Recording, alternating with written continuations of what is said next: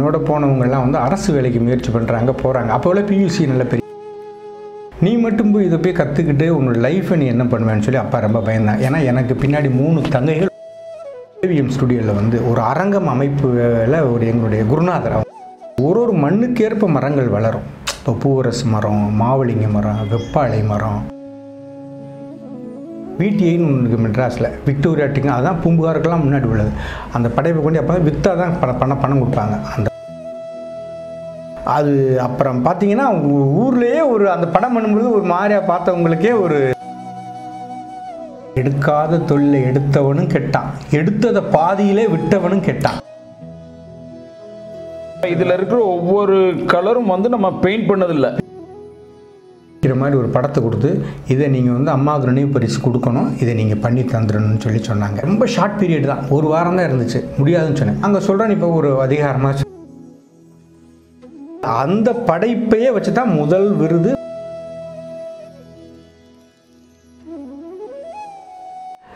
Trending Sivaganga நேயர்களுக்கு வணக்கங்கள் பல. நாம் வந்து ஆளுமைகள் அறிவோம் இந்த நிகழ்ச்சியில் தொடர்ச்சியாக சிவகங்கை நகரில் இருக்கக்கூடிய முக்கிய நபர்கள், அதே சமயங்களில் சிவகங்கை நகரின் பெருமையை பல ஊர்களிலும் பல மாநிலங்களிலும், இன்னும் சொல்லப்போனால் வெளிநாட்டிலும் தங்களை நிரூபித்து கொண்டிருக்கக்கூடிய ஆளுமைகளை நாம் சந்திச்சிட்ருக்கோம். அந்த வரிசையில் இன்றைக்கு நாம் பார்க்க இருப்பது மர உட்பதிப்பு அப்படின்ற இந்த ஒரு சிறப்பான ஒரு செயலின் மூலம் இன்னைக்கு உலகளவில் தனது பெயரை நிலைநாட்டி கொண்டிருக்கக்கூடிய மர உட்பதிப்பு கலைஞர் திரு பால்ராஜ் அவர்கள். வணக்கம். வணக்கம். முதல்ல ஒரு விஷயம் வந்து செய்யணும் அப்படின்னா அதுக்கு அவங்களுடைய குடும்பம் வந்து மிகப்பெரிய பக்கபலமாக இருந்தால்தான் அதற்கு நம்ம வெளியவே அதை கொண்டு போக முடியும். அப்படி இன்றைக்கே இந்த கைவினைப் பொருட்களுக்கான அங்கீகாரங்கள் பல குடும்பங்களையும் இருக்குதா அப்படின்னா ஒரு பெரிய கேள்விக்குறியாக இருக்குது. அப்படின்றப்ப ஒரு 40 ஆண்டுகளுக்கு முன்னாடியே சிவகங்கையில் நீங்கள் இந்த செயலை செய்ய ஆரம்பிச்சிருக்கீங்க அப்படின்னா அதற்கு உங்கள் குடும்பம் மிகப்பெரிய ஒரு சப்போர்ட்டாக இருந்திருப்பாங்க அப்படின்றது தான் என்னுடைய ஒரு எண்ணம். அப்போ உங்களுடைய குடும்பம் அவங்க எப்படி இதை ஏற்றுக்கிட்டாங்க, பிறகு உங்களுடைய வளர்ச்சி அப்படி சொன்னீங்கன்னா கேட்டு நாங்களும் தெரிஞ்சுக்குவோம். வணக்கம். வணக்கம். என்னுடைய குடும்பம் என்பது வந்து இளையான்குடி தாலுகாவில் அளவிடங்கான் அப்படிங்கிற ஒரு சிறிய கிராமம். முழுக்க முழுக்க வேளாண்மை தொழில் தான். என்னுடைய தாய் தந்தையர் எல்லாமே வேளாண்மை தொழில் தான், பரம்பரையாக நாங்கள் வேளாண்மை தொழில் தான். நான் ஒரு ஆள் தான் வெளியேறி இந்த மாதிரி கைவினை பொருள் தொழிலுக்கு வந்தது.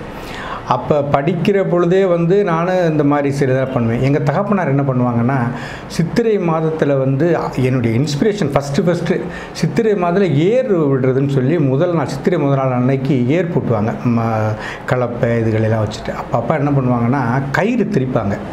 அந்த மற்றவங்க கயிறு திரிக்கிறதுக்கு என்னுடைய தகப்பனார் அந்த கயிறை திரித்து அதில் மஞ்சள் தடவி அந்த கயிறில் நுணுக்கமாக ஒரு பிசுறு இல்லாமல் வெட்டி நுணுக்கமாக பண்ணுவோம். அதுதான் என்னுடைய மனதில் பதிந்தது. என்னென்னா எந்த ஒரு செயலை செஞ்சாலும் மதிப்பு கூட்டலோட எல்லாரும் பண்ணியிருப்பாங்க. எங்கள் அப்பா அதில் மஞ்சள் தடவுறது கூட வித்தியாசம் இருக்கும். அவர் அதே மாதிரி விவசாயத்துலேயும் அவர் பண்ணுற வேளாண்மையே வித்தியாசமாக இருக்கும். அதனால் எனக்கு ஃபஸ்ட்டு என்னுடைய இன்ஸ்பிரேஷனுடைய தகப்பனார். எப்படின்னா அவங்க வந்து அவங்க எங்களுக்கு சொல்கிறது அப்படி தான், எந்த ஒரு செயலை செஞ்சாலும் சுத்தமாக செஞ்சிடணும். நான் படிக்கிற காலத்துலேருந்தே சொல்லுவாங்க. நான் ஒரு 6வது 7வது படிக்கிற காலம் அதை பார்த்தே தான் வளர்ந்தேன். அப்புறம் அப்பா வந்து கொஞ்சம் நாள் ஆகிட்டு என்ன பண்ணாங்க, அந்த கிராமத்தில் இருந்தாக்க இவன் வந்து ஒழுங்காக படிச்சுக்கிற மாதிரி. எங்கள் ஊர்லேயே ஒரு உயர்நிலைப்பள்ளி இருந்துச்சு, 6வது வரையும் படிச்சுட்டேன். 7வதுல வந்து அப்பா என்ன பண்ணாங்கன்னா ஓரியூர்னு சொல்லி எங்கள் ஊர்லேருந்து ஒரு விடுதி இருக்குது. அங்கே வந்து நல்லா அது ஒரு கலைத்துறையும் கிறிஸ்டியன் ஸ்கூல் அது. ஆனால் கலைத்துறையிலையும் நிறைய இந்த சொற்பொழிவு, பாட்டு போட்டி, ஓவியம் இதெல்லாம் அந்த ஸ்கூலில் கொண்டு அப்பா என்னை ஹாஸ்டலில் சேர்த்துட்டாங்க. அப்போ 11 வருடம் SSLC படிப்பு, 11 வருடம் அங்கே படித்தேன்.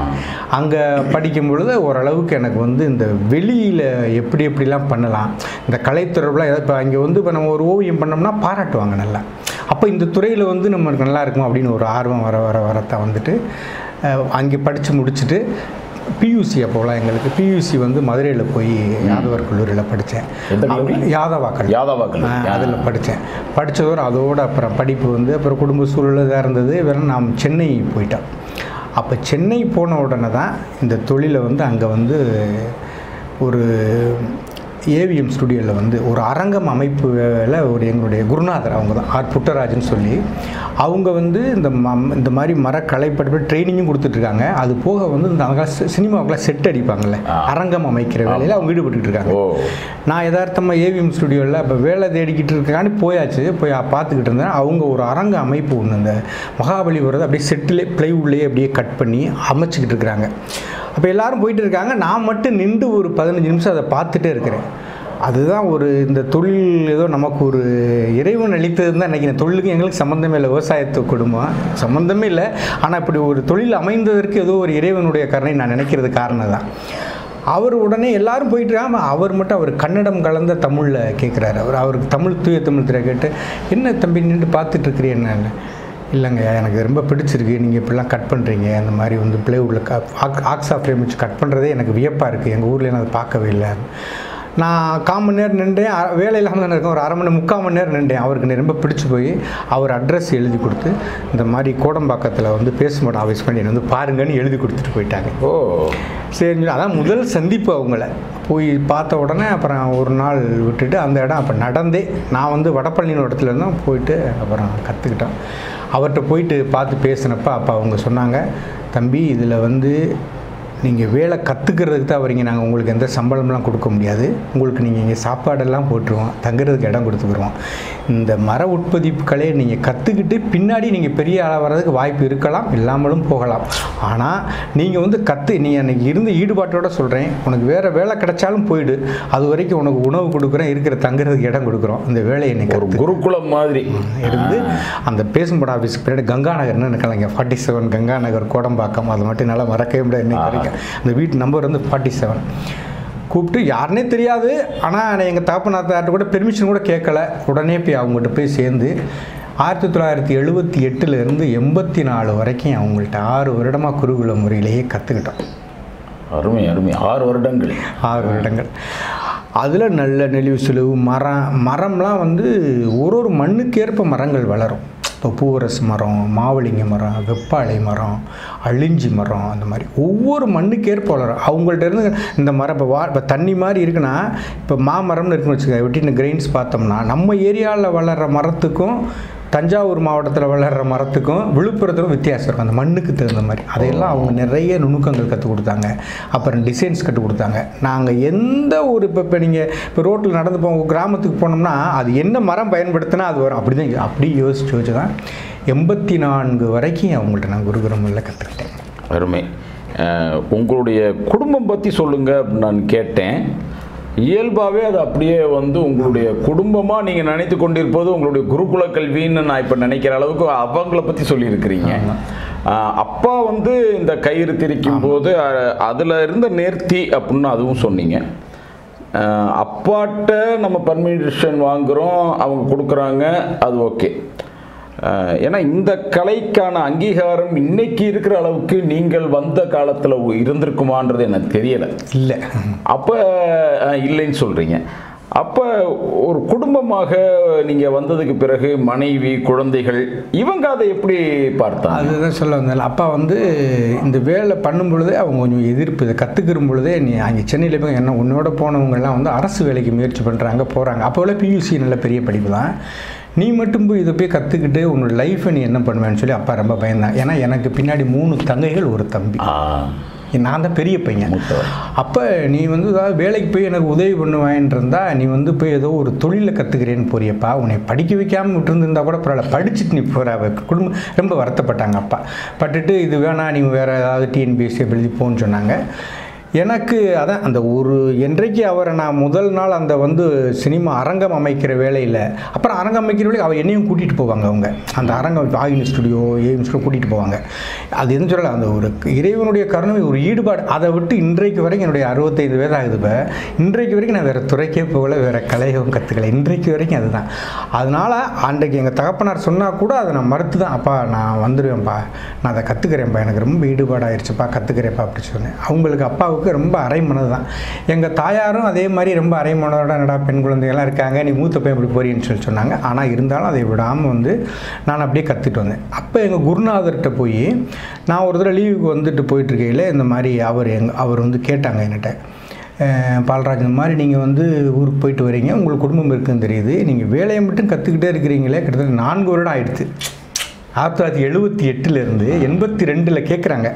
அப்போ 82 வந்து இந்த மாதிரி இருக்கே, உங்களுக்கு எந்த வருமானம் இல்லாமல் நீங்கள் வீட்டில் ஒன்றும் சொல்லலையா? அப்போ தான் நான் அவங்ககிட்ட சொன்னேன், ஆமாங்கய்யா இந்த மாதிரி இருக்குது, அவங்களும் வந்து இந்த மாதிரி வேலையை இது பண்ணல, ஆனால் எனக்கு வேறு வேலையே பிடிக்கலை, இதிலே தான் இருக்கிறேன் அப்படின்னு சொன்னோடனே அவருக்கு ரொம்ப அட்மையர் ஆயிடுச்சு. உடனே இன்னும் நிலக்கெல்லாம் ஞாபகம் இருக்குது, முதல் தடவையாக ஒரு 400 ரூபா கொடுத்து உங்கள் வீட்டுக்கு மணி ஆர்டர் பண்ணுன்னு சொன்னாங்க. முதல் தடவையாக ஒரு 400 ரூபா எடுத்து கொடுத்து நீங்கள் உங்கள் வீட்டுக்கு மணி ஆர்டர். இல்லைங்கய்யா பரவாயில்லைங்கய்யா, அது நீங்கள் கேட்டதுனால சொன்னேன் வேண்டாம்னு சொல்லிட்டு, அதுக்கப்புறம் அவங்கள மாதிரிலாம் ஒரு ஆட்களை பார்க்கவே முடியாது. ஒரு பெரிய படைப்பு பண்ண சொல்லுவாங்க, VTIன்னு ஒன்று இருக்குது மெட்ராஸில், விக்டோரியா டிக்கன், அதுதான் பூம்புகாருக்கெல்லாம் முன்னாடி உள்ளது. அந்த படைப்பை கொண்டு அப்போ விற்றா தான் பணம் கொடுப்பாங்க. அந்த படம் விற்ற உடனே இது பால்ராஜ் பண்ண படம் 1500 ரூபாய் உடனே அப்பாவுக்கு மணி ஆர்டர் பண்ணுவாங்க. அந்த மனதெல்லாம் யாருக்கு வரும்? அதனால எனக்கு கொஞ்சம் சப்போர்ட்டாக இருந்தது. அப்புறம் அவங்க வந்து என் பேரில் ரொம்ப, அவங்க பேர் புட்ராஜ், என் பேர் பால்ராஜ், அதை கூட அடிக்கடி சொல்லுவாங்க. அவங்களுக்கு ஒரு பிள்ளை மாதிரியே நான் வந்து தான் இருந்து கற்றுக்கிட்டேன். அப்போ சம்பாத்தியத்தெலாம் நினைக்கிறதே இல்லை, இப்போ தான் அப்படி அந்த, ஆனால் தொழிலை முழுமையாக கற்றுக்கிட்டோம். அது என்ன மரம் போடலாம், என்ன டிசைன் பண்ணலாம், எல்லாம் நல்லா அருமையாக வந்து கற்றுக்கிட்டேன். அப்போ அப்பா வந்து கடைசி வரைக்கும் முழுமையாக அது கொஞ்சம் பணம் அனுப்பிச்சு கொஞ்சம் அவங்களுக்கு ஒரு இதாகிடுச்சு. அப்புறம் வந்து அப்பா கொஞ்சம் ஏதோ வேலை கற்றுக்கிறான் அப்படின்ற அளவில் அவங்களுக்கு தெரியுது, அந்த வேலையை பற்றி ஒன்றும் தெரியாது. அப்புறம் கொஞ்சம் காம்ப்ரமைஸ். அவங்களுக்கு தெரியாதுன்றதை தாண்டி இன்னும் எங்களை மாதிரியானவங்களுக்கு இன்றைக்கும் இது பற்றின டீட்டெயில் தெரியாது. பார்க்குறோம் அழகாக இருக்குது, ஒரு கீதோபச்சாரமே இங்கே வந்து ஒரு உட்பதிப்புல இருக்குது, புரியுது, இங்கே வந்து கிருஷ்ணரும் ராதையும் நடனம் ஆடுறாங்க, புரியுது, ஆனால் இதில் ஏதோ கலர்லாம் இருக்குன்றதெல்லாம் புரியுது. ஆனால் இது என்னன்னு டீட்டெயில் எங்களுக்கு இன்னைக்கும் தெரியாது. அப்போ அன்றைக்கு அவங்க எப்படி பார்த்துருப்பாங்கன்றது தெரியல. அப்புறம் அது இன்னொரு சின்னது. அப்புறம் 82 வந்து எங்கள் வீட்டில் என் தங்கைக்கு ஒரு சடங்கு வைபவத்துக்காண்டி நான் வரேன். அதாவது முதல்ல நான் கூட சான்றிதழ் காமிச்சேன். அதில் வந்து 82 ஊருக்கு வரேன் நான். எங்கள் குருநாதர்கிட்ட பெர்மிஷன் கேட்டு இந்த மாதிரி வீட்டில் ஒரு விசேஷம்ட்டு. இப்போ தினமணி பேப்பர் ரொம்ப ஃபேமஸ் எங்கள் ஊர்லலாம், ஆசிரியர்கள் மட்டுமே வாங்குவாங்க. அப்போ ஒரு தினமணி பேப்பர் மதுரையிலேருந்து வரோம், ஒரு ஆனந்தூர் ஒரு வில்லேஜுக்கு வந்துட்டு எங்கள் ஊருக்கு வர்றது மறுநாள் கூட ஆகிரும். அந்த பேப்பரில் ஒரு விளம்பரம் வந்துருந்தது. இந்த மாதிரி வந்து மதுரையில் வந்து இளம் கைவினைகள் கலைஞர்களுக்காக வேண்டி ஒரு போட்டி, விழிப்புணர்வு தான் ஒரு போட்டி நடத்தப்படுகிறது. அந்த போட்டியில் வந்து உங்கள் படைப்பை வச்சிங்கன்னா அந்த படைப்புக்கு உண்டான அங்கீகாரமும் விருது பணமும் கிடைக்கும். அதில் வந்து நீங்கள் கலந்துக்கிறலாம். ஏன்னா அப்போ தான் அந்த கைவினைப் பொருட்கள் வந்து ஒரு விழிப்புணர்வாக எல்லாம் ஒரு ஏரியாவாக டெவலப் பண்ணிட்டு வராங்க. சேலம் அப்போ வந்து நம்ம சிவகங்கை வந்து ராமநாதன் முழுமையாக ராம்நாட் 82 ராமநாதபுரம் மாவட்டம், சேலம், திருநெல்வேலி, மதுரை, ஒரு 4 மாவட்டத்துக்கு, புதுக்கோட்டை எல்லாத்துக்கும். மதுரையில் ஆரிய பவானில் ஒரு மேலே மாடியில் இருந்துச்சு, அங்கே வந்து ஃபஸ்ட்டு நடத்துகிறாங்க. அந்த பேப்பரில் பார்த்த உடனே எனக்கு ஒரு இது வந்துச்சு, சரி நம்ம சென்னையிலே இதை வந்து பண்ணிகிட்டு இருக்கோம், நம்ம ஏரியாலையும் ஒன்று பண்ணிடலான்னு சொல்லிட்டு 82 என்னுடைய கிராமத்திலே இருந்த மரங்களை வச்சு, மஞ்சனத்தி மரம், நாவல் பழ மரம், கருவ மரம், இந்த மரங்களை பூரா வெட்டி அங்கே அளவிட எங்களுடைய கிராமத்திலேயே பண்ணி இது ஒரு அங்கே வந்து நான் என்னுடைய படைப்பே வந்து எல்லாம் சொன்னோன்னா வில்லேஜ் லைஃப் ஸ்பெஷலிஸ்ட்னு சொல்லுவாங்க. நான் கிராமியம் சார்ந்த படங்கள் நிறைய பண்ணுவேன். அப்போவுமே உடனே வந்து எங்கள் தாயார் வந்து என்ன பண்ணுவாங்கன்னா, அப்போல்லாம் அவங்களுக்கு தெரியுமான்னு தெரியல, அகப்பையில் தான் சாப்பாடு. ஆமாம், வேலை செய்கிறவங்களுக்கு பனை ஓலை பட்டையில் தான் அதை பிடிச்சி, பனை ஓலையில் ஒரு பட்டைன்னு சொல்லுவாங்க, அதில் பிடிச்சி தான் சாதம் போடுவாங்க. தண்ணீர் வந்து இப்படி கையில் ஊற்றுவாங்க, அது ஒரு தண்ணி டம்ளரோட ஊற்றாமல் சாப்பிட்டு முடித்த உடனே இப்படி ஊற்றுவாங்க. இதெல்லாம் பார்த்துட்டு இருந்து அந்த படைப்பையே வச்சு தான் முதல் விருது, 1982 அந்த விருது நாம் அது கிடைச்சதுக்கு அப்புறம் தான் எனக்கு எங்கள் வீட்டில் வந்து அந்த 50 ரூபா ஃபஸ்ட்டு விருது வாங்கிட்டு போய் வீட்டில் போய் கொடுக்குறேன். 50 ரூபா ஃபஸ்ட் ப்ரைஸு, செகண்ட் ப்ரைஸ் 30 ரூபா, 3வது பரிசு 20 ரூபா, 50 ரூபா முதல் பரிசு எனக்கு கிடச்சிது. அதை போய் வீட்டில் கொடுத்ததுக்கப்புறம் தான் எங்கள் தகப்பனார் வந்து அந்த வழியெல்லாம் மறந்துட்டார். பரவாயில்ல, அங்கீகாரம். அது என்னன்னு கேட்டிங்கன்னா, அங்கே ஊர்லேயே உள்ள மரங்களை வெட்டி தான் பண்ணது. எங்கள் ஊரில் சுற்று வட்டாரத்தில் இருக்கிற மரங்களை வச்சு பண்ணதில் பூரஸ் மரம் அந்த மாதிரி பண்ணோடனே அது அப்புறம் பார்த்தீங்கன்னா ஊர்லேயே ஒரு அந்த படம் பண்ணும்பொழுது ஒரு மாதிரியாக பார்த்தவங்களுக்கே ஒரு சிறப்பாக இருக்குது. அப்புறம் தகப்பனார் கொஞ்சம் ஃப்ரீடம் கொடுத்துட்டு அவங்க கேட்டதுனால சொல்ல வரேன். அப்புறம் 84 எனக்கு திருமணம். அப்போல்லாம் வந்து என்ன ஏர்னிங்லாம் கேட்க மாட்டாங்க, நல்ல குடும்பம் குடும்பம் கொடுத்துருவாங்க. அப்போ இந்த தொழிலை வந்து 84 எனக்கு திருமணம், 85 சிவகங்கையில் வந்து தனியாக ஆரம்பிச்சிட்டேன் நான். 85ல் இன்னையோட 39 வருஷம். ஆமாம். ஆஹா. ஆரம்பிச்சிட்டேன். அப்போ எங்கள் தகப்பனார் வந்து என்ன சொன்னாங்கன்னா, அப்பவும் சொல்கிறாங்க, இன்னமும் ஒன்றும் கெட்டு போல நீ ஏதாவது அரசு வேலைக்கு முயற்சி பண்ணப்பா. அப்போ தான் நம்ம சிவகங்கை தனி மாவட்டமாக அறிவிக்கப்படுகிறது இங்கே. அப்போவும் நான் சொல்லி இல்லைப்பா பண்ணேன். அப்போ அவங்க ஒரே ஒரு வார்த்தை மட்டும் தான் எனக்கு ஃப்ரீடம் எப்படி கொடுத்தாங்கன்னா, எடுக்காத தொழிலை எடுத்தவனும் கெட்டான், எடுத்ததை பாதியிலே விட்டவனும் கெட்டான். நீ இதை வந்து 6 வருஷம் கற்றுக்கிட்டு வந்திருக்கிற, இந்த தொழிலை வச்சே முன்னேறா இருந்தால் முழுமையாக முன்னேறிக்குன்னு ஃப்ரீடம் கொடுத்துறாங்க. அன்றையிலேருந்து இன்றைக்கு வரைக்கும். தகப்பனார் இப்போ தான் 86. எத்தனை குடும்பங்களில் தன்னுடைய குழந்தைகளை ஒரு நம்பிக்கையோட இத்தனை வருடங்கள் அனுப்புகிறாங்க. அதற்கு பிறகும் இந்த ஒரு அவங்களுக்கான அந்த ஸ்பேஸ் கொடுக்குறாது அப்படின்னு சொல்லுவோம், அந்த இடைவெளியை அவங்களுக்கு கொடுக்குறாங்க அப்படின்றதெல்லாம் இன்றைக்கி வந்து ஒரு பயிற்சி மூலமாக நாங்கள் அங்கங்கே குழந்தைகளுக்கு நம்ம அவங்களுக்கான ஸ்பேஸ் கொடுக்கணும்லாம் பேசுகிறோம். எந்த பயிற்சியும் இல்லாமல் அன்னைக்கு கிராமத்தில் இருந்த நம்மளுடைய அப்பாவும் அம்மாவும் அதை கொடுத்துருக்குறாங்கன்னு நினைக்கும் போதே அவங்க எந்த அளவுக்கு உள்ளத்தில் உயர்ந்தவர்களாக இருந்திருக்கிறாங்க அப்படின்ற ரொம்ப தெளிவாக. நீங்கள் சொன்ன மாதிரி ஃப்ரீடம் கொடுத்தாங்க. அது அன்றைக்கு சொன்னாங்கல்ல அந்த வார்த்தை, எடுத்த தொழிலை பாதியில் விட்டுறாதுன்னு சொன்னாங்க. அதை நான் காப்பாற்றுன்றதுனால அதை நான் பாதியில் விடவும் இல்லை. மீண்டும் வந்து எனது தம்பி தங்கையெல்லாம் கூட்டிகிட்டு வந்து சிவகங்கையிலே படிக்க வச்சுட்டேன். நான் என்னுடைய சிரமத்துலேயும் இந்த தொழிலை வச்சு இன்றைக்கி எல்லாருமே நல்ல நிலைமையில் இருக்கிறாங்க. எனக்கு பின்னாடி வந்து தம்பி தங்கையில் இந்த தொழிலை வச்சு படிக்க வச்சு அவங்கள சிறப்பானுங்க. எங்கள் தகப்பனார் 86 வயதில் அதுவும் சிவகங்கையில் தான் இறந்தாங்க. ஏன் சொல்கிறேன்னா, ஒரு கைவினை பொருளில் எந்த துறையாக இருந்தாலும் அந்த துறையை தேர்ந்தெடுத்துட்டு நம்ம சிறப்பாக ஒரே பாதையில் பயணித்தோம்னா கண்டிப்பாக என்றைக்கோ ஒரு நாளைக்கு வெற்றி இருக்குது. அதுதான் 78 ஆரம்பித்த ஒரு செயற்பாடு இன்னைக்கு 2024 வரைக்கும் தொடர்ச்சியாக இருக்குது. அப்படின்னா ஏறத்தாழ ஒரு 43 வருடங்களாக ஒரே செயலில் சொல்லுவாங்க. எது ஒன்றை நாம் தொடர்ச்சியாக செய்து கொண்டே இருக்கிறோமோ அதில் நாம் வந்து சிறப்பானவர்களாக மாறிடுவோம். அதில் தான் ஸ்பெஷலிஸ்ட் ஆகிறோம். அப்போ நீங்களும் இத்தனை வருடங்கள் கிட்டத்தட்ட 2 தலைமுறையை நோக்கி போய்கிட்டு இருக்கக்கூடியப்ப நீங்களும் இன்னைக்கு இதில் ஒரு ஸ்பெஷலிஸ்ட் அப்படின்னு சொல்லலாம். அதை நாம் சொல்வதை காட்டிலும், ஏன்னா மக்களுக்கு வந்து நம்ம வெளிப்படையாக அது என்னென்ன மாதிரியான அவார்ட்ஸ் எல்லாம் இதில் நீங்கள் வாங்கியிருக்கீங்கன்னு சொல்லும்போது தான், ஓ இவ்வளோ விஷயங்கள் இதில் இருக்குதா அப்படின்றது அவங்களுக்கும் போய் சேரும். என்னென்ன மாதிரியான அவார்ட்ஸ் நீங்கள் வாங்கி? அது விருதுகள் அப்படிங்கிறது வந்து எப்படின்னா, நீங்கள் முதல்ல கூட சார்கிட்ட பேசும்போது சொன்னாங்க, அதாவது நமக்கு கிடைக்கிற அங்கீகாரம்ன்றது அந்த விருதுக்கு முன்னாடி நம்ம போட்டிருக்கிற உழைப்பு இருக்குது பாருங்க. கரெக்ட். அதுதான் விருது இப்போ கிடைத்திருக்கிறது. இந்த விருதுக்கு நமக்கு மன வலியோட ஒரு படைப்பை எடுத்துகிட்டு போய் ஒரு இடத்துல கொடுப்போம், அவமானங்களும் நேரும். அதில் சில தவறுகள் இருக்கலாம், இல்லை தவறு இல்லாமல் கூட அந்த தவறு நமக்கு சுட்டி காமிக்கலாம், அந்த மாதிரிலாம் இருக்கும்.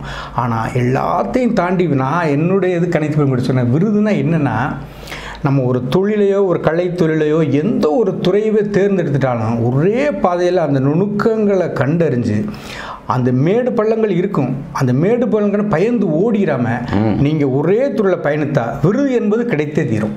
அந்த விருது எப்போ 60-80 வயதிலோடு கிடைக்கலாமே. இப்போ சொல்கிறாங்கல்ல, ஒரு சிலர்லாம் வந்து 80 சாதித்தவங்களாம் இருக்கிறாங்கல்ல, ஆனால் அவங்களெல்லாம் பார்த்தீங்கன்னா அந்த துறையிலேயே இருந்து பயணித்திருப்பாங்க. ஒன்றை விட்டு ஒன்று ஜம்ப் பண்ணாங்கன்னா ஒரு துறையில் கூட அவங்களுக்கு அனுபவம் விட்டு போயிடும். நான் என்னுடைய வாழ்க்கையில் எனக்கு இன்றைக்கி வந்து அதான் 78 ஆரம்பித்து இன்றைக்கி வந்து 2024 வரைக்கும் இந்த மர உட்பதிப்புக்களையை தவிர நான் வேறு எந்த துறைக்கும் போகவில்லை. ஆனால் படிப்பேன், நல்லா எழுதுவேன், நல்லா பண்ணுவேன். ஆனால் என்னுடைய முழுமையான ஈடுபாட்டை இன்றளவும் ஒரு பயிற்சி கொடுக்க போகணுமா, இது சம்மந்தமாக என்ன சொன்னாலும் உடனே வீட்டில் போட்டுட்டு நான் போயிடுவேன். இந்த அதே மாதிரி இந்த மரங்களை பற்றி படிக்கிறதுலேயே எனக்கு நிறைய ஆர்வம் இருக்குது. மரங்கள் வந்து ஒரு மகத்துவமான மரம். இப்போ மரம் வந்து நம்ம வச்சா நிழல் தரும்னு சொல்கிறாங்க, மரம் வச்சாக்க ஒரு மழை தரும் அப்படிலாம் சொல்கிறாங்க. அதையும் தாண்டி இந்த மாதிரி கலைப்பொருட்கள், இப்போ இந்த இன்னொன்று சொல்லிக்கிறேன், இந்த கலைப்பொருட்கள் உட் கார்விங்னு ஒன்று இருக்குது. அது ஒரே மரத்திலே செதுக்கி எடுக்கிறது உருவங்களை. இது மர உட்பதிப்பு கலைங்கிறது பலவிதமான மரங்கள், ஒவ்வொரு மரத்துக்கும் இறைவன் வந்து இயற்கையில் நிறம் கொடுத்துருக்கான். இப்போ நீங்கள் சிகப்பு மரம் வேணுமா, பட்டாக்கு மரம் இருக்குது, கருஞ்சிவப்பு வேணுமா, அதை தோதகத்தி ரோஸ் உட் இருக்குது, பலாமரம் வேணுமா. இப்போ பலாமரம்லாம் பார்த்தீங்கன்னாக்கா இது வந்து பலாமரம். பலாமரம் எப்படின்னா நீங்கள் பழம் இருக்குல்ல, அந்த மரம் மாதிரியே மரத்தை வெட்டினீங்கன்னா மஞ்சள் கலராகவே இருக்கும். அதில் தான் தஞ்சாவூரில் வீணையெல்லாம் செய்கிறாங்க. அந்த பலா மரத்தை விட்டிங்கன்னா பியூர் மஞ்சளாக இருக்கும். அது அழியவே கிடையாது, பெயிண்ட் கிடையாது உங்களுக்கு. அதே மாதிரி படாக்குன்னு ஒரு மரம் இருக்குது, அது அந்தமானில் மட்டும்தான் வளருது. அந்த மரம் வந்து சிவப்பு கலராகவே இருக்கும். இப்போ நாவல் பழ மரம் இருக்குன்னா, நாவல் பழ மரம் வந்து நீங்கள் சாப்பிட்டீங்கன்னா நாக்கில் ப்ளூ கலர் விட்டுரும். அதே மாதிரி மரம் ப்ளூ கலராக இருக்கும். நாவல் பழ மரம் இருக்குது. வெப்பாலைன்னு ஒரு மரம் இருக்குது, அது வந்து நல்ல தூய வெள்ளை கலராக இருக்கும். மாவலிங்க மரம்னு இருக்குது, அது இழைச்சி பாலிஷ் போட்டிங்கன்னா பட்டு துணி இருக்குல்ல, அது மாதிரி வரும். சீன்லாக் பாலிஷ் போட்டிங்கன்னா அந்த மாதிரி வரும்.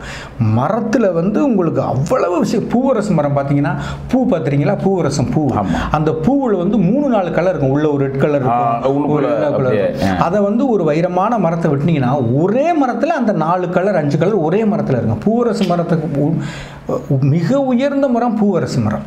அதுதான் அரசுனே பேர் வச்சுருக்காங்க. அதனால் இந்த மரங்களை பற்றி எனக்கு, நான் வந்து என்னுடைய குருநாதர் வந்து கன்னடாக்காரங்க. அவங்க மரத்தினுடைய பேரை கன்னடத்திலே தான் சொல்லிக் கொடுப்பாங்க எனக்கு. ப்ளூவாஸ், பெண்டாஸ், ஹாலிவுட்டு அப்படின்னு. நான் கொஞ்சம் கன்னடம் பேசுவேன் ஓரளவுக்கு.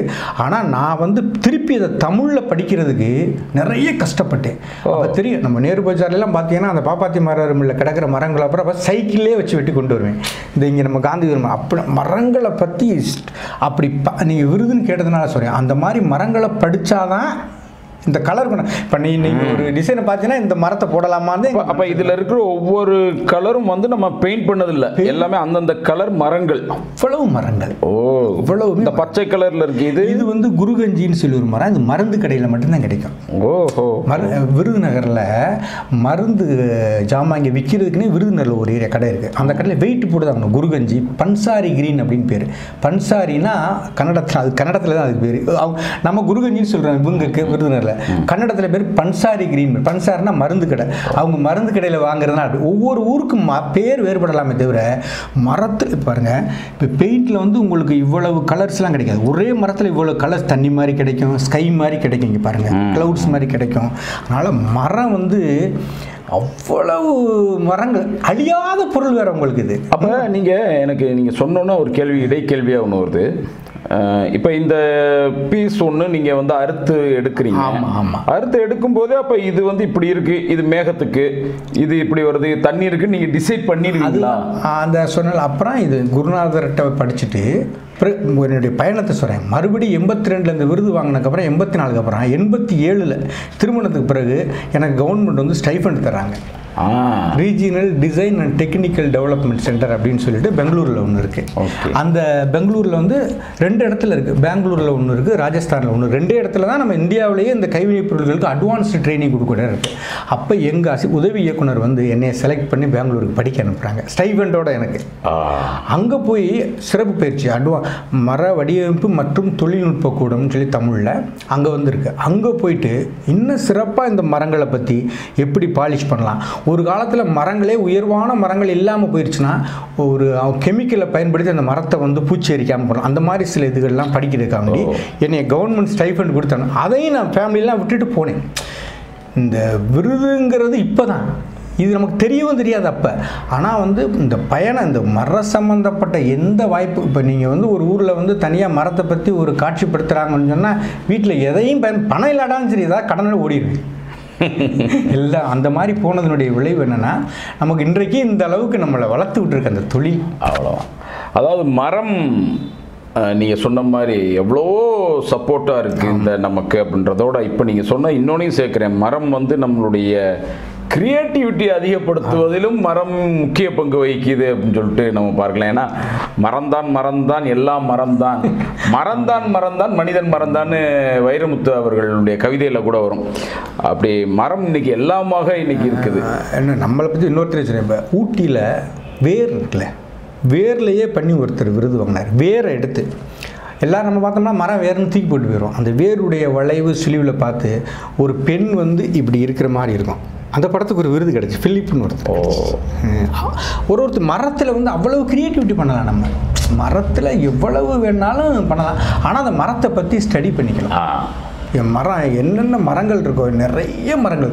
அழிஞ்சின்னு ஒரு மரம் இருக்குது, அது பார்த்தீங்கன்னா அப்படி பச்சை கலராக வருங்க, அழிஞ்சின்னு சொல்லி. அது சாதாரண மரத்தை பூரா வெட்டி எடுத்துகிட்டு விறகு கிடையில் கொண்டாந்து கிளைகளை போட்டுருவாங்க. நாங்கள் பெரிய மரங்கள் எங்களுக்கு தேவையில்லை, சின்ன சின்ன பீஸாக தானே கட் பண்ணுறோம். நாங்கள் அந்த மரங்களை பூரா முழுமையாக நாங்கள் வந்து படிக்கணும். அதுதான் தொழிலில் போயிட்டோம்னா அதில் உள்ள சாதக பாதகங்கள் அதில் நிறைய இன்னமும் கற்றுக்கிட்டே இருக்கலாம். இன்றைக்கி இருக்கிற இளைஞர்களுக்கு வந்து இந்த ஃபாஸ்ட் ஃபுட்டு காலம் மாதிரி ஆகிப்போச்சு. எதையுமே எனக்கு உடனே வரணும், எனக்கு உடனே அதனுடைய ரிசல்ட் கிடைக்கணும். இன்றைக்கி ஒரு இடத்துக்கு பரதநாட்டியம் கற்றுக்கிற போகிறாங்கன்னா என் பிள்ளை என்றைக்கு வந்து அரங்கேற்றம் பண்ணணும்னு கொண்டு போய் சேர்க்குறேன்னு கேட்குறாங்க. ஒரு ஓவியராக இருக்கிறாங்கன்னா என் பிள்ளையினுடைய ஓவியங்கள் ஃபுல்லாக என்றைக்கு காட்சிப்படுத்த முடியும், கண்காட்சியை வைக்கலாம்ன்ற லெவலுக்கு பேரண்ட்ஸ் யோசிக்கிறாங்க. அதையெல்லாம் தாண்டி இத்தனை வருட பயணம்தான் இன்றைக்கி நம்மளை வந்து உயர்த்தும் அப்படின்றத வந்து ரொம்ப அழகாக நீங்கள் சொன்னீங்க. உங்கள் வாழ்க்கையில் நீங்கள் எந்தெந்த மாதிரியான நபர்களுக்கெல்லாம், ஆளுமைகளுக்கெல்லாம் உங்களுடைய படைப்புகளை கொடுத்துருக்கிறீங்க, காட்சிப்படுத்திருக்கிறீங்க, யார் யாரெல்லாம் பார்த்து உங்களை வியந்து பாராட்டியிருக்கிறாங்க. இதை எதற்காக கேட்குறேன்னா, சிவகங்கை மாதிரியான சின்ன ஊரில் அப்படின்னு தான் எல்லாரும் வெளியே சொல்கிறாங்க. இன்னுமே கூட சிவகங்கையை பற்றி வெளியே போய் நான் சிவகங்கையில் இருக்கேன், அது எங்கே இருக்குன்னு கேட்குறாங்க. சிவகங்கை வந்து முன்னாடியே சொல்லிட்டு இருந்தோம், பி. சிதம்பரம் அவருடைய கான்ஸ்டிட்யூன்சி அப்படி சொன்னால் ஓரளவுக்கு தெரியுது மக்களுக்கு. ஆனால் அதை தாண்டி இந்த ஊரில் இருந்து இவ்வளோ பெரிய விஷயத்த உலகளவில் கொண்டு போகிறது என்பது சாதாரண விஷயமே இல்லை. அதை நீங்கள் சாதனைப்படுத்தியிருக்கிறீங்க அப்படின்னு தான் நான் பார்க்குறேன். அது எப்படி சாத்தியமாச்சு? யார் யாருக்கெல்லாம் நீங்கள் ஆளுமைகள் கொடுத்துருக்கிறீங்க? அது எனக்கு என்னென்னா, இந்த நான் சொன்னால் 1982 வந்து என்னுடைய கிராமத்தில் இருக்கிற மரங்களை எடுத்தே வெட்டி என்னுடைய கிராமத்து பாணியிலேயே பண்ணின மர உற்பத்திப்பு வேலைக்கு தான் முதல் பரிசு கிடைச்சது எனக்கு. அதிலிருந்து பண்ணினாலும் அந்த மாதிரி படங்களையா பண்ணணும் அப்படின்னு சொல்லி எனக்கு ஒரு ஆசை வந்துச்சு. அப்போ எங்களுக்கு எப்படின்னா, நீங்கள் இதை நல்லா பண்ணுற அரசாங்கம் நிறைய உதவி பண்ணாங்க. கைவினை பொருட்கள் சேவை மையம்னு சொல்லி நம்ம தமிழ்நாட்டிலே 4 இடத்துல இருக்குது. நாகர்கோயிலில் ஒன்று இருக்குது. அந்த நாகர்கோயிலில் வந்து ராமநாதபுரம், சிவகங்கை, புதுக்கோட்டை, திண்டுக்கல், விருதுநகர் இந்த மாதிரி நாகர்கோயிலில் உதவி வாங்கினேன். சேலத்தில் ஒன்று இருக்குது, அங்கிட்டு சேலம், கோயம்புத்தூர் அந்த மாதிரி. நாங்கள் இந்த விருது வாங்கினப்பறம் எங்களை ஒரு ரெஜிஸ்டர் பண்ணி டெல்லி ஆஃபீஸ் வந்து இங்கே நாகர்கோயிலில் எங்கள் நேமை கொடுத்துருவாங்க. இவங்க என்ன பண்ணுவாங்கன்னா, நம்மளை வந்து மானிட்டர் பண்ணியிருப்பாங்க, இவங்க நல்லா கரெக்டாக பண்ணுறாங்களா, அவங்க தொழில் பண்ணுறாங்கன்னு சொல்லிட்டு. இவங்க ஒவ்வொரு வெளி மாநிலங்களுக்கும் எங்களை அனுப்புவாங்க. அந்த மாநிலத்தில் உள்ளவங்க இங்கே வந்து கற்றுக்கிட்டு போவாங்க, நம்ம அங்கே போய் கற்றுக்கிறணும். அப்போ கற்றுக்கிறப்ப நமக்கு வந்து இதாக இருப்ப, வெளி மாநிலத்துக்கு போகிறப்ப சாதாரணமான ஆட்கள் வந்து திறந்து வைக்க மாட்டாங்க. சென்ட்ரல் மினிஸ்டர்ஸு, பெரிய பெரிய ஆளுங்க, அங்கே உள்ள ஐஏஎஸ். அப்போ அவங்க வந்து என்ன பண்ணுவாங்கன்னா, இதை வந்து பார்த்து நம்ம இது நாங்கள் வந்து எப்படின்னா, விற்பனை வந்து எங்கள் ஹிந்தி தெரியாது, அங்கே பொருளை வைக்க விற்கிறதும் விற்கலாம், ஆனால் நாங்கள் டெமான்ஸ்ட்ரேஷன் செய்முறை தான் பண்ணிக்கிட்டே இருப்போம். அப்போ அவங்க வந்து ஒரு இந்த இங்கே சொல்கிறாங்களே விசிட்டர்ஸ் புக் மாதிரி, அங்கே அவங்க அதை எழுதி வச்சுட்டு போவாங்க. இந்த மாதிரி ஸ்டாலில் பால்ராஜன் ஒரு பேர் பண்ணிகிட்ருக்காரு, அது ரொம்ப வித்தியாசமாக இருக்குது அப்படின்னு சொல்லி எழுதி வச்சுட்டு போவாங்க. அது இதாகி நம்மளுக்கு பல பேருடைய அறிமுகங்கள் கிடைக்கும். அது மாதிரி நம்ம அதிகபட்சம் இந்தியாவில் உள்ள அனைத்து மாநிலங்களுக்கும் போயிருக்கோம். அனைத்து மாநில முதல்வர்கள், பிரைம் மினிஸ்டர்ஸு, இந்த மாதிரி எல்லா இதுக்கும். இப்போ டெல்லியிலலாம் பிரகதி மைதான்னு ஒரு இடம் இருக்குது, பெரிய இடம். அங்கெல்லாம் போய் நம்ம கலந்துக்கிறதே பெரிது. அங்கே போய் கலந்துட்டு கூட ஒரு இது வெற்றி பெற்றுட்டு வந்திருக்கோம். அதாவது நம்ம என்ன சொல்கிறோம்னா, என்னுடைய மீண்டும் மீண்டும் நீங்கள் இளைஞர்னு சொல்கிறேன், ஒரு துறையை தேர்ந்தெடுத்துட்டா அதை இடையில விட்டுட்டு போகாமல் அந்த துறையினுடைய கடைசி வரைக்கும் போய் டச் பண்ணால் விருதுகள்லாம் சாத்தியம்தான். விருது அப்படின்னு நம்ம சொல்கிறத நான் எப்படி எடுத்துக்கிறேன்னா, உங்களுக்கு தேவையான அங்கீகாரங்கள் நிச்சயமாக கிடைக்கும். ஏன்னா ஒரு கலைஞனுக்கான அங்கீகாரம் எது அப்படின்னு சொல்லி பார்த்தோம்னா, விருதெல்லாம் நீங்கள் அதை சொல்கிறதுக்காக சொல்கிறீங்க அப்படின்னு நான் எடுத்துக்கிறேன். கலைஞனுக்கான ஒரு அங்கீகாரம் எதுன்னா, மக்கள் மனதில் நீடிச்சு நிற்பது. எனக்கு தெரிஞ்சு உங்களுடைய படைப்புகளை வந்து முன்னாள் முதல்வர் ஜெயலலிதா அவர்கள் வந்து பல சமயங்களில் அம்மாவுக்கு வந்து எப்படி பண்ணி கொடுத்தோம்னா, நம்ம சிவகங்கையில் ஒரு அம்மா வந்து ஒரு நலத்திட்ட உதவிகள் வராங்க. அப்போ எல்லா மினிஸ்டர்ஸ் இருக்காங்க, நெடுஞ்செழியன், சோமசுந்தரம் எல்லாருங்க. அப்போ நம்ம கண்ணப்பன் ஐயா தான் அது நடத்துகிறாங்க.